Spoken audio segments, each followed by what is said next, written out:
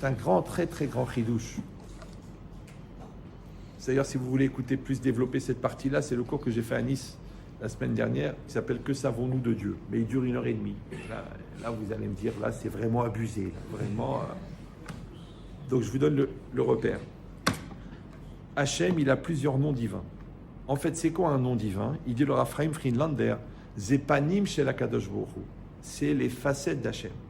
Une facette, c'est ce qui apparaît à l'extérieur. Ça s'appelle facette.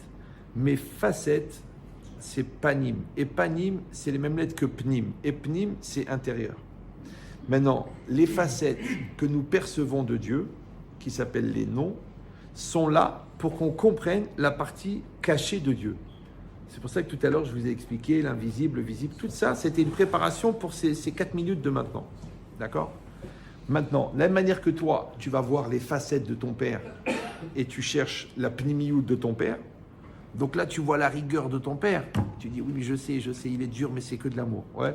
Et là, tu vois la gentillesse et tu vois ça. Et tu vois la zaka de ton père et tu vois la patience. Et tu vois toutes les facettes que tu perçois te permettent d'aborder l'intériorité. D'accord ? Maintenant, Hachem, il s'appelle Elohim. Maintenant, Elohim, on a dit, c'est la rigueur. Mais c'est aussi la même valeur numérique que Ateva, c'est 87. D'accord ? On a expliqué déjà que la valeur numérique, c'est la valeur absolue.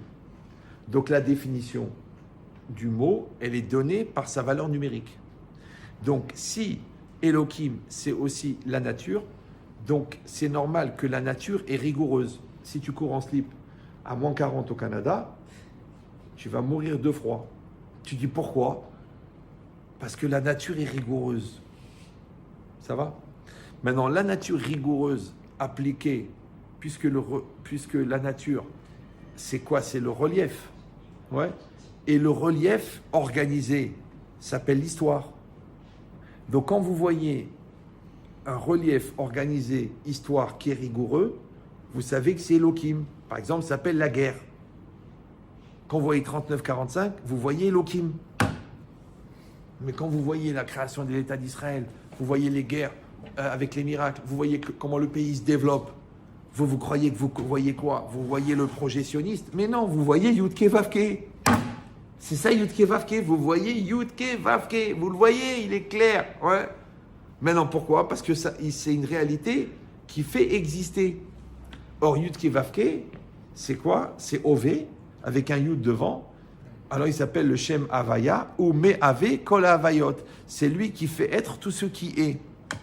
Maintenant, l'impulsion de faire être, elle vient de Yudke Vavke. Donc, le Shem Ameyuchad, là-bas, il est tout au bout. Baruch Hashem Mimekomo. Ouais. Et ce nom-là, c'est lui qui développe l'énergie, ce qu'on appelle le Ratson Hashem, qui va être géré par un logiciel qui va redistribuer ce Ratson et qui s'appelle Shakai. Parce que la redistribution du Ratson d'Hachem dans le monde s'appelle le Mazal. D'accord ? Et c'est ça, chez Amar Leolamo Dai. Shaddai, chez Amar Leolamo Dai. Dai, c'est quoi ? C'est qu'avant que Hachem fasse intervenir Shakai, la masse d'atomes, elle est en fusion. Mais quand Hachem dit Dai, il fixe les choses. Ça s'appelle la structure énergétique de la matière. Maintenant, quand Hachem, au départ de la création, il a dit Vayehi, que le monde soit, il n'a pas créé seulement la combinaison moléculaire qui a créé la réalité à l'instant T1, mais il a créé toutes les combinaisons à venir jusqu'à la fin des temps. La Gemara dans Ta'anit, ouais, que le Rav qui pleurait, Hachem, il a dit, si tu veux que tu tombes sur un mazal de richesse, il faut que je recrée le monde. Il dit, Raphaël Shoulovi, je ne comprends pas, envoie-lui 3 lingots d'or, tu n'as pas besoin de refaire le monde. Je dis non, parce qu'il est dans un mazal. Donc ça veut dire qu'en vérité, quand c'est marqué que derrière chaque brin d'herbe, il y a un ange qui lui dit pousse, or qu'est-ce que c'est un ange ? C'est la continuité du Ratson Hachem. Donc Hachem, il a un Ratson global que le monde soit, et celui-là, il vient de Yudke Vavke. Ce Ratson ensuite, il passe par le Shin Dalet Yud, qui va redistribuer en milliards de micro-volontés, qui sont là que la continuité. Maintenant, ce logiciel de redistribution du signal, ouais, il s'appelle Shakai. C'est pour ça que le Ramban, il explique là-bas dans la Parashat Lech Lecha que Hachem Shakai ou Amenatseach ala Mazalot, c'est lui qui gère les mazal. Et le mazal, c'est quoi? C'est la trajectoire de l'énergie, donc la trajectoire de la matière, donc la trajectoire de la matière organisée, donc la trajectoire de l'événement, donc la trajectoire de l'histoire, qui est Tlouya Bemazal. Vous me suivez ou non? Cette énergie ensuite, elle est récupérée par Elohim. Elohim, donc à ce moment-là, lui, c'est la partie extérieure de Hachem, puisqu'on dit Hachem, Yudke Vavke, Mitla Beshbe Elokut, il s'habille de Elokut, et Elokut c'est la nature. Donc la nature, c'est l'habit de Dieu. Donc à travers la nature, tu peux percevoir, attention, la volonté de Dieu exprimée par Yudke Vavke, mais gérée par Shakai. Vous suivez toujours? Et qui va s'accomplir dans Makom. Baruch Am Makom, parce que Makom, en fin de compte, c'est celui qui réalise. Donc il s'appelle Mekayem. Donc si vous reprenez la chaîne, comme ça vous faites à peu près 10 ans de Kabbalah en 4 minutes, ouais. Yudke Vavke, Shakai, Elohim, Makom. Ça va? Ok. Maintenant ce qui est intéressant, c'est que quand vous prenez le nom Yudke Vavke et que vous le multipliez par lui-même, le Yud par le Yud, ça fait 100, le He par le He, ça fait 25, comme il y a 2 He, ça fait 50, et le Vav par le Vav, ça fait 36. 150, 36, 186, et 186, c'est la Gematria de Makom. Donc ça veut dire que Makom, c'est la démultiplication de Yudke Vavke. Voilà, ça va? Maintenant, moi, je vous ai donné dans ce sens-là, de Hachem vers l'homme. Mais l'homme, quand il est là et qu'il regarde ça, là, ça devient très intéressant. Écoutez bien ce que je vous dis. Parce que si toi, par exemple, tu regardes la nature, tu dis, écoute, il faut être réaliste, la nature, c'est la nature. Donc toi, Yudke Vavke ne peut pas intervenir, puisque toi, tu crois dans Yudke Vavke. Tu crois dans la nature. Donc quand tu manges une pomme, tu ne dois pas dire Baruch Ata Hashem, tu dois dire Baruch Ata Elohim. Si tu dis le magasin il ne marche pas parce que c'est la conjoncture, mais la conjoncture, Baba, elle est fixée par Shakai. Et Shakai, c'est fixé, tu ne peux rien faire. Donc toi, tu dois dire Baruch Ata Shakai. Vous avez compris ou non? Parce que c'est la perception que tu as de Dieu qui va donner la hashgacha que tu auras avec Dieu. Maintenant, si toi tu dis, moi je m'en fous des symptômes, moi je sais que c'est Yudke Vavke qui fait tout, parce que tout vient de lui. Tu dis, oui, mais maintenant le mazal il est mauvais, je m'en fous. La situation elle est difficile, je m'en fous. Les métastases ils sont développés dans le foie, je m'en fous. Hachem, Yudke Vavke, ou Me'ave et Olam, il va sauver l'enfant. Et l'enfant il s'en sort. Tu dis, mais ça ne marche pas beaucoup. C'est normal, parce que tu es sceptique. Tu n'as pas cru à 100%. Donc, comme tu n'as pas cru à 100%, tu ne t'es pas remis entre les mains d'Hachem. C'est ça ce qu'il a dit Hachem à Avram Avinu. Il a dit à Avram Avinu, toi, dans le Mazal, et dans Elohim, et dans le Makom, tu n'as pas d'enfant. Il n'y a pas. Dans l'histoire du monde, Avram Avinu n'a pas d'enfant. Il n'y a pas. Il n'y en a pas. Tu dis, mais moi, j'en veux. Ok. Alors il a dit Ani Kel Shakai. Moi, Yudke Vavke, c'est moi Shakai. Et c'est moi qui gère le Mazal. Si toi tu t'adresses à moi directement, et c'est ça le secret de la mitzvah. La mitzvah, en fait, c'est un lien privilégié avec Yudke Vavke. Donc quand tu es dans le lien avec Yudke Vavke, ce qu'on appelle Dvekut Bachem, tu n'es plus dépendant de Shakai, donc tu n'es plus dépendant de Elohim, donc tu n'es plus dépendant de la conjoncture, donc tu n'es plus dépendant de la situation, tu n'es plus dépendant de la politique, tu n'es plus dépendant du gouvernement, tu n'es pas dépendant puisque tu es avec Yudke Vavke. Ve'atem adevekim bachem chaim. Donc atem lo adevekim metim. C'est facile, c'est clair, il n'y a pas de problème. Vous me suivez ou non? Donc maintenant, le problème, c'est quoi? Rappelez-vous, à la fin de la paracha de la semaine dernière, Hachem, il a envoyé Moshe pour dire à Pharaon de laisser sortir les bénis d'Israël. Évidemment, Moshe, le Pharaon, il a refusé. Mais c'est très bizarre, c'est qu'Hachem l'avait prévenu. Sache que Pharaon va refuser. Mais Moshe, il aime tellement le Ham Israël, quand il a vu que non seulement il a refusé de les libérer, mais en plus, il leur a rajouté la paille à aller chercher, et en plus, il les a frappés parce qu'ils n'avaient pas atteint le même quota, ça lui a fait de la peine. Qu'est-ce qu'il a fait? Il a été voir Hachem, il a dit Lama areota la hamazé. Pourquoi tu as fait du mal à ce peuple? Je ne sais pas si vous comprenez, c'est Dieu qui s'adresse C'est Moshe qui s'adresse à Dieu. Le Orach Chaim HaKadosh, lisez-le dans la paracha de cette semaine-là, enfin de la semaine dernière, pas celle d'avant, ouais. Il dit un truc, ça fait peur. Moi, la vérité, si c'était pas lui, j'aurais eu peur, ouais. Il dit Lama Areota, Lama Amarta chez Anira. Pas Lama Areota, pourquoi tu as fait du mal au peuple. Non, pourquoi toi, tu t'es conduit de manière rare. Ça va? Hachem, très calme, alors qu'il aurait pu le pulvériser en particules élémentaires, il lui a répondu, dans la paracha qu'on a lue, Vaidaber Hachem, El Moshe les morts, Ani Hachem. Toi, tu n'as pas compris que moi, je me suis conduit Elohim. Ani Hachem, c'est moi, Yudke Vavke. D'accord? Va'era El Avram Yitzhak et Yaakov, Bekel Shakai. Il dit Rashi que j'ai promis au Avot et j'ai pas accompli. Ils se sont jamais plaints. Ouais.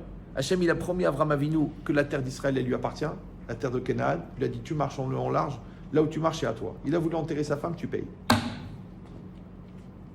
Paradoxe. Yitzhak Avinu, toute sa vie, il fait un puits, tu bouges. Un autre truc, il n'est jamais là. T'es pas là, il est d'un endroit à un autre, jeté. La terre, elle est à lui. Voilà. Yaakov Avinu, encore pire. Ouais. Alors, tu les as vus qui se sont plaints. Tu les as vus qui ont dit, dis-moi Dieu, tes promesses. Hein? Baruch Omer Voosé. Monsieur.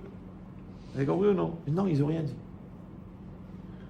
Pourquoi? Il a dit parce que je leur ai toujours parlé Bekel Shakai. Traduction, que eux, ils ont accepté que je suis Shakai. Et Shakai, ouais, Maftiach Ve'enu Mekayem. Il promet et il n'accomplit pas. Et ça ne dérange pas. Il dit Aval, Obné Israël, Amartila Emani Hashem. Quand je t'ai envoyé, je t'ai dit je vais sortir les Bnei Israël d'Égypte. Qu'est-ce que je t'ai dit? Dis Obné Israël, Ani Hashem. Et Hashem, il dit Rashi Midat Amitit. Ça veut dire c'est la Mida qui accomplit. D'accord? En résumé, vraiment. Ouais. Tu sais, un enfant de 6 ans, 7 ans, 8 ans, tu ne peux pas lui dire travaille à l'école, tu vas devenir un ingénieur, tu pourras ouvrir ton cabinet, tu achèteras ta maison, tu épouseras une femme intelligente. Il s'en fout. Il faut que tu lui dises je vais t'acheter un vélo à la fin du trimestre. Tu lui dis je vais te donner 5 € si tu apprends les 10 Mishnayot. Je vais te donner un paquet de bonbons. Parce que l'enfant, il a besoin de voir le résultat. Parce qu'il n'a pas le niveau d'avoir la Emouna sur le long terme. Même les jouets, c'est pour ça qu'on dit que les jouets qu'on permet à un enfant, c'est des jouets dont il pourra se passer quand il sera grand. Tu lui donnes un ballon, tu lui donnes une patinette, tu lui donnes un vélo. À 30 ans, c'est rare que le mec il continue avec la patinette. Ouais. Mais nous, qu'est-ce qu'on fait comme des cinglés? Enfin nous, moi j'ai jamais fait ça, mais les gens, qu'est-ce qu'ils font? Ils achètent à leurs enfants des jeux virtuels, des jeux électroniques, la FIFA, la Baba, la Khlada, la Dada. Mais les gens à 35 ans, ils continuent à jouer à ça. On appelle en français des grands enfants. Ça veut dire que le jeu, c'est une motivation pour que toi, tu arrives au but. Mais quand tu es un adulte, le but, il te suffit. Donc les Avot, qui avaient un très grand niveau de Emouna, la Haftacha, la promesse, elle leur suffisait. Mais les Béné Israël en Égypte, qui ont atteint un niveau d'assimilation très grave, qui sont au 49e degré, qu'ils sont allés louer Avodazara, vers Avodazara, qui sont idolâtres comme les Égyptiens, et qu'on dit d'eux il dit le Midrash, tu sais pourquoi ils ont été sauvés? Parce qu'ils ont gardé leur nom, ils ont gardé leur langage, ils ont gardé leurs habits juifs. Ouais? Oui? Vous connaissez ce Midrash?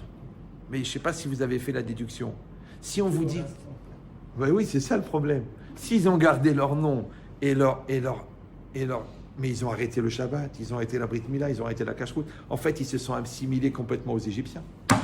Donc, comme ils se sont assimilés aux Égyptiens, et c'est ce qui a permis aux Égyptiens de les rendre esclaves, donc ils avaient perdu la Emouna. Comme ils ont perdu la Emouna, si tu leur dis, on vous promet, ils ne veulent pas les promesses, ils ne croient pas.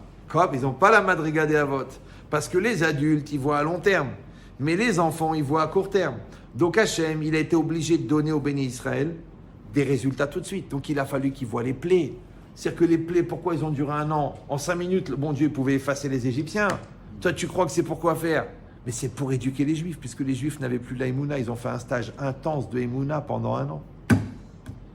Et si tu vas dire, oh, mais c'était quand même 1 an, ils sont encore restés en Égypte. Tu veux savoir la meilleure? Quand ils ont envoyé les Meraglim, ça veut dire qu'ils n'avaient pas encore la Emouna, puisqu'ils ont eu peur. Le bon Dieu, il a été obligé de leur faire 40 ans de stage intensif, puisque toute la génération n'était pas adaptée. Qu'est-ce qu'ils ont fait pendant 40 ans?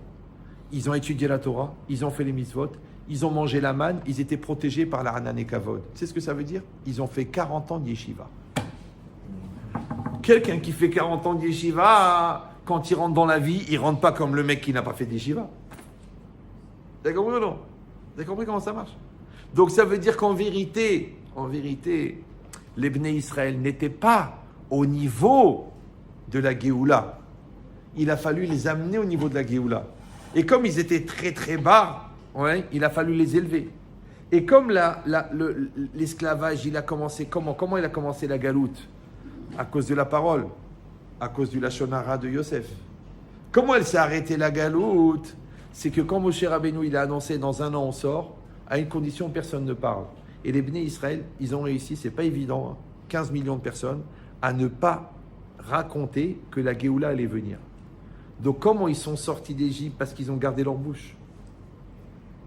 Comment ils sont rentrés en exil? Parce il y a eu du Lashon Hara. Pourquoi l'exil a duré? Parce qu'ils ont continué à colporter. C'est ce qu'il a dit. Comme j'ai vu qu'il y a des colporteurs, je comprends pourquoi ça dure. Donc la seule manière de voir la Géoula, c'est d'arrêter de faire du Lashon Hara. Et comme c'est ça le secret de la Géoula, donc on vit dans une société où ce qu'ils appellent les médias, ce qui s'appelle la discussion, ce qui s'appelle la perte de temps, ce qui s'appelle le Lashon Hara, ouais, c'est devenu prioritaire. C'est pour ça que les rabbinim, ils disent assourd de parler, assourd de râler, assourd de se plaindre, même interdit d'avoir peur.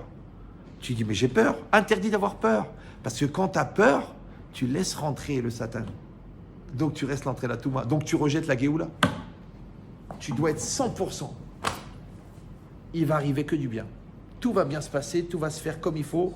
Ça va se faire sans problème, Bezrat Hashem. Ouais.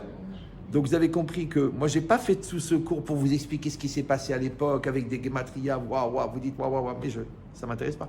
Moi ce qui m'intéresse c'est aujourd'hui, puisqu'en fin de compte on a le bon Dieu qu'on mérite et on a la réalité qu'on mérite et on a la situation qu'on mérite. Donc dans cette situation justement où on n'a pas de visibilité, ça veut dire que le bon Dieu il nous attend. C'est comme si le mari il attend que sa femme elle bouge le père il attend que son fils il bouge et le père il dit non, pourquoi? Je ne suis pas obligé. Mon psy m'a dit que le truc, il me met la pression, il me fait du chantage émotionnel. Et le père, il attend. Il attend. Qu'est-ce qu'il a dit? Il a demandé pardon? Non, il ne veut pas. Il a dit non, il est têtu comme toi. Ok, c'est pas grave. On va attendre. Oui, mais attends, mais il y a des morts. On va attendre. Oui, mais on a peur que les Américains, ils arrêtent les livraisons. On va attendre. Oui, mais on perd 1 milliard de shekels par jour. On va attendre. Oui, mais on va mettre des années pour récupérer la crise financière. On va attendre. Oui, mais il y a encore des gens qui disent que le problème, c'est la Cour suprême. On va attendre. Oui, mais il y a encore des mecs qui s'embrassent sur la bouche. On va attendre. Le bon Dieu, il n'est pas pressé. Vous avez compris ou non? C'est nous qui avons peur. Mais quand on va se lever et on va dire « En on milevado », et comment on le sait? Parce qu'on va arrêter de parler. « Atem tacharishun », c'est clair, fermez-la. Ah, il y a des choses qui ne nous plaisent pas, il y a des choses qui sont difficiles. C'est vrai. Alors moi, je vous donne 2 exercices. Numéro 1, arrêtez de se plaindre. Numéro 2, arrêtons de dire oui, mais. Oui, je veux bien faire Shabbat, mais ça tombe samedi. Oui, je veux bien faire des efforts dans le couple. Oui, mais je voudrais bien que ça soit réciproque. Oui, mais le petit, il est différent, il n'est pas comme tous les autres. Arrête de dire mais. Dis oui et c'est tout. Il faut être 100%. Ça, Oseg ba mitzvah, patour mina avera. Donc arrête de râler. Tu dis pas, tu dis j'ai fait 100 000 euros. Tu dis pas, mais l'année dernière j'ai fait 200 000. Mais pourquoi tu compares? C'est ce que tu as fait cette année, c'est ça ce que tu as aujourd'hui. Ouais, tu dis oui, mais ça, c'est plus comme avant. Oui, mais les clients, oui, mais c'est ton mais qui bloque la bracha. C'est ton mais qui bloque la Géoula. Ouais. L'enfant, il est comme ça. tu écoutes un rave, tu écoutes un psy, tu écoutes un goy qui te dit avec ce petit, il faut faire comme ça. Fais-le. Tu dis, mais c'est pas évident. Ça y est, c'est fini. Parce que tu peux pas t'engager dans le marathon de New York en te coupant les deux jambes.